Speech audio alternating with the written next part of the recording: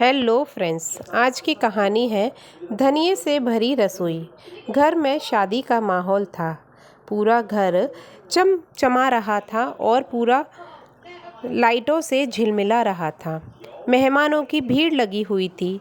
सबकी नज़रें जिस पर थी वो थी नई नवेली बहू सिमी, सुंदर शिक्षक और बेहद शालीन। सिमी की एक बात सबको हैरान कर रही थी। वो रसोई में बहुत समय बिताती थी, पर कोई कभी उसे ठीक से पकाते हुए नहीं देख पाता था। लेकिन जो भी व्यंजन निकल कर आता वो जायकेदार होता। ससुराल वालों को सिमी पसंद आने लगी थी, लेकिन एक बात धीरे धीरे खटकने लगी। हर चीज़ में धनिया की भरमार होती थी। दाल, सब्जी, कड़ी, खीर, हलवा, यहाँ तक कि लड्डुओं में भी वो धनिया डाल देती थी। एक दिन सासू माँ शांति देवी ने सिमी से कहा, बिटिया, खीर में इलायची पड़ती है, धनिया नहीं। सिमी मुस्कुरा दी और बोली, मम्मी जी, धनिये से स्वाद डबल हो जाता है और वो सेहत के लिए बहुत अच्छा होता है। एक बार आदत हो गई तो छोड़ नहीं पाओगी माँ जी।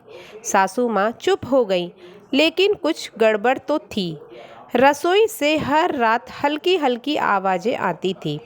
दरवाजे खुलती बंद होते थे, फ्रिज खुलता, चॉपिंग की आवाज़ें आती और कभी कभी हल्की सी हंसी भी आती थी।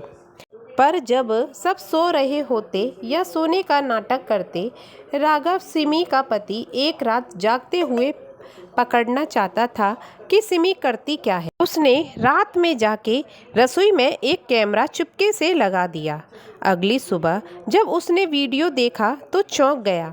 सिमी रात के 2 बजे उठी, फ्रिज खोला और उसमें से सिर्फ धनिया निकाला। फिर बारीकी से उसे काटती, किसी डिब्बे में भर देती और फ्रिज में रख देती। इतनी मेहनत सिर्फ धनिये के लिए। घर के हर कोने में धनिये की खुशबू फैलने लगी थी। रसोई, ड्राइंग रूम, यहाँ तक कि पूजा घर में भी धनिये की खुशबू फैलती रहती थी।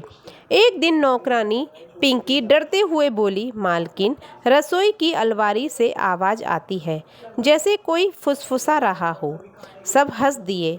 अरे पिंकी, तू भी ना फिल्मों में काम कर ले। लेकिन फिर धनिया गायब होने लगा। हर रात जो ढेर सारा धनिया लाया जाता, सुबह आधा मिलता। शक गहराने लगा। राघव ने एक रात खुद निगरानी करने की ठानी। रात 1:30 बजे सिमी फिर उठी, रसोई में गई, दरवाज़ा बंद किया। राघव खामोशी से दरवाजे के पास आया और झांकने लगा।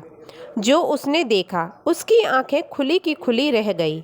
सिमी ने एक छोटी सी ईंट जैसी मशीन निकाली, जिसमें धनिया डाला और उसमें निकली हरी रोशनी। उस रोशनी को वो एक शीशी में भरने लगी। उसके चेहरे पर रहस्यमयी मुस्कान थी। राघव घबरा गया, लेकिन तभी दरवाज़ा खुला। सिमी सामने खड़ी थी। देख लिया, सिमी बोली। राघव कांपता हुआ बोला, ये सब क्या है सिमी? सिमी हंसी। अब सच जान ही गए हो तो बताती हूँ। मैं कोई जादूगरनी या एलियन नहीं हूँ। मैं एक वैज्ञानिक हूँ। हर्बल साइंस में रिसर्च कर रही थी। शादी के बाद भी अपना प्रयोग जारी रख रही थी। मैं देखना चाहती थी कि क्या धनिये की पत्ती से एक प्राकृतिक ऊर्जा निकाली जा सकती है, जो इंसानों को तनाव मुक्त, प्रसन्नचित्त और शारीरिक रूप से स्वस्थ रखे। और राघव, तुम्हें पता है, इस घर में लोग, जिसमें पहले कितनी झिकझिक होती थी, अब कितने शांत और खुश रहने लगे हैं। राघव चौंका। ये बात तो सही थी। पापा अब टीवी के रिमोट पर लड़ते नहीं थे। मम्मी अब पड़ोसी की बुराई नहीं करती थी और उसे खुद भी अब ऑफिस से लौटकर थकान महसूस नहीं होती थी। लेकिन खीर में भी धनिया? राघव ने पूछा। सिमी हंसी। वो तो मेरी ज़रूरत से ज़्यादा प्यार है धनिये का। और अब तो तुम भी उसके फैन हो गए हो। शर्मा निवाज की छत पर एक नया बोर्ड टांगा गया, धनिया वैलेंस रसोई, जहां स्वाद और विज्ञान का मेल हो। तो फ्रेंड्स, इस कहानी से हमें यह सीख मिलती है कि कभी कभी किसी की अजीब आदतों के पीछे एक बड़ा रहस्य छिपा होता है। जिज्ञासा रखें पर भरोसा भी रखें, क्योंकि हर धनिया भरा निवास सिर्फ स्वाद नहीं, सेहत भी ला सकता है। तो फ्रेंड्स, ये धनिये की भरी रसोई की कहानी आपको कैसी लगी मुझे कमेंट करके ज़रूर बताइएगा और मेरे चैनल को सब्सक्राइब करिएगा।